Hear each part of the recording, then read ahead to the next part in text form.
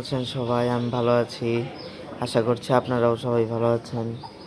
আর এই যে আজকে কিন্তু মুরগির জন্য কচু থেরাপি বানিয়ে ফেলেছি। কচু থেরাপি বলতে আমি মোবাইলে এক ভিডিওতে দেখছিলাম, আমি মাঝে মধ্যে শাক সিদ্ধ টিদ্ধ দেই, তাহলে মুরগির শরীর অনেক ভালো থাকে। এই যে আমাদের কিরণমালা, ও কিন্তু কুচে হয়ে গেছে আর ওকে বসেও দিয়েছি। আমি একটু পরে দেখাচ্ছি সেই ভিডিওটা।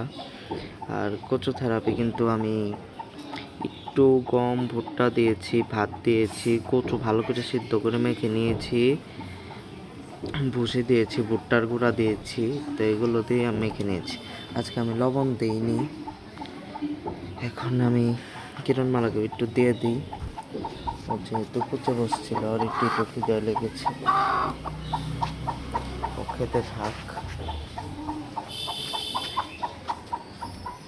ও খেতে থাক। আমি সিদ্ধ উপরের মুরগিকে দিয়ে আসি, আর আপনারা ভিডিওটা দেখতে থাকুন। খরগোশকেও একটু দিতে হবে, ওকেও আমি কিছু মেখে টেখে দিই, তাহলে ওর ভিটামিনের অনেক ধরনের চাহিদা পূরণ হয়। আর কচু কিন্তু নামটা খারাপ শোনা গেলেও তারপর আপনার কম দামে পাওয়া গেলেও এটা কিন্তু অনেক উপকারী। আমি ওই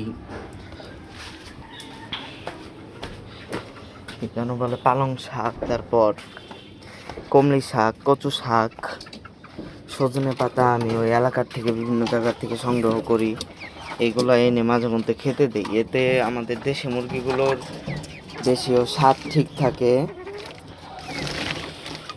ওরা ফ্রিতে অনেক ধরনের ভিটামিন মিনারেলস পায়, এই ধরনের অনেক ধরনের উপকার হয়। তাছাড়াও ভিটামিনের ঘাটতি পূরণ হয়। আমি তেমন ভিটামিন চালাই না।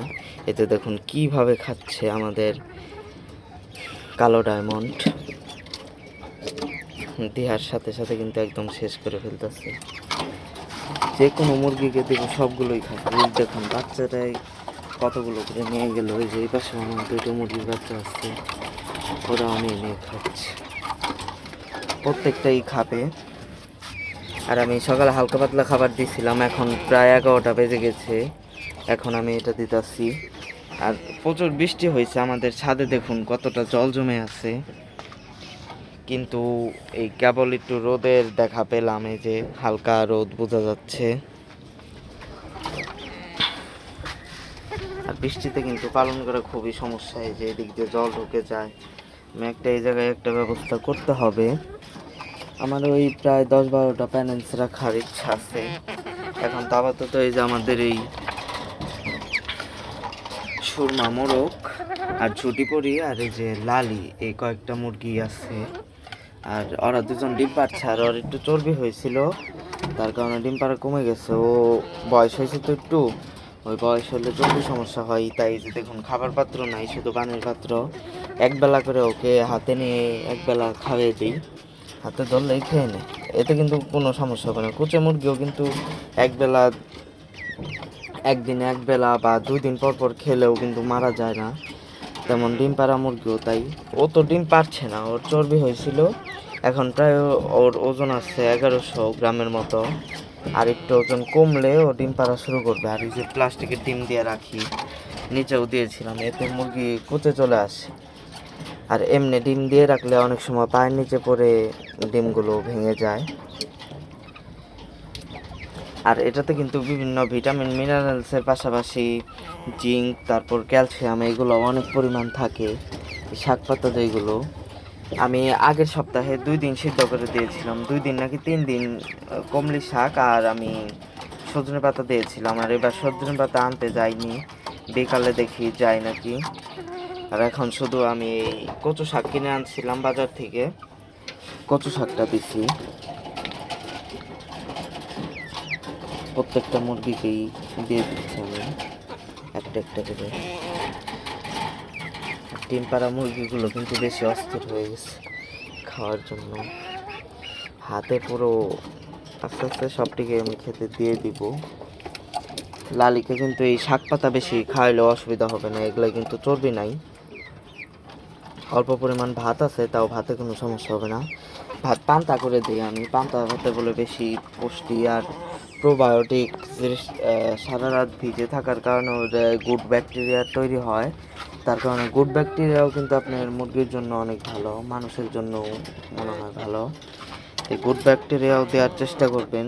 পান্তা ভাত দিতে পারেন, সেটাই সপ্তাহে 1 থেকে 2 দিন পান্তা ভাত দিতে পারেন, যেদিন একটু রোদ রোদ দেখবেন।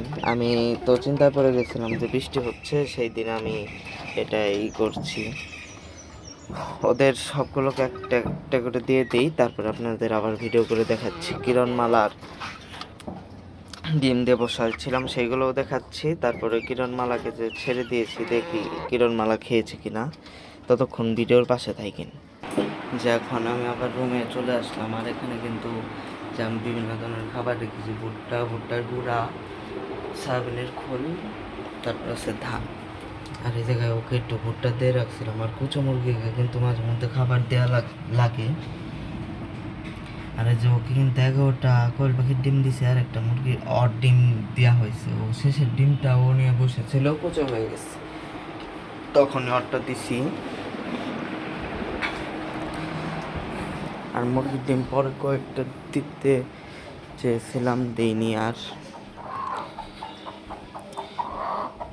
ওকে তাই আবার কয়েকটা ডিমই দিয়েছি।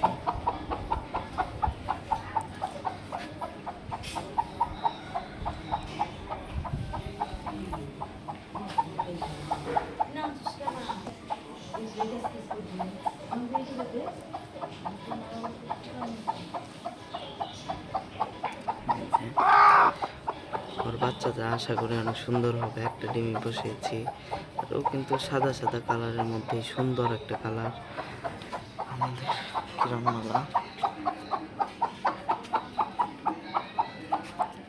এই যে পায়খানাটা করে দিয়েছে, এখন ওকে নিয়ে বসিয়ে দিব আস্তে আস্তে। আর ও ভুসিটা ভালো মতো খায়নি।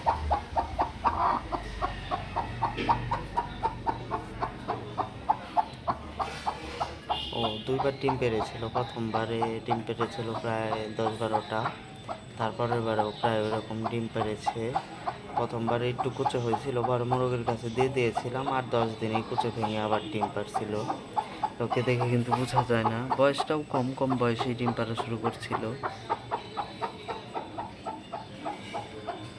আজকের ভিডিও পর্যন্ত। সবাই কেমন আছেন? আশা করছি ভালো আছেন। আজকের ভিডিও এই পর্যন্ত। সবাই ভালো থাকবেন, এই প্রার্থনা থাকলো। আজকের ভিডিও এই পর্যন্তই, দেখা হচ্ছে পরের কোনো ভিডিওতে। আল্লাহ হাফেজ সবাইকে।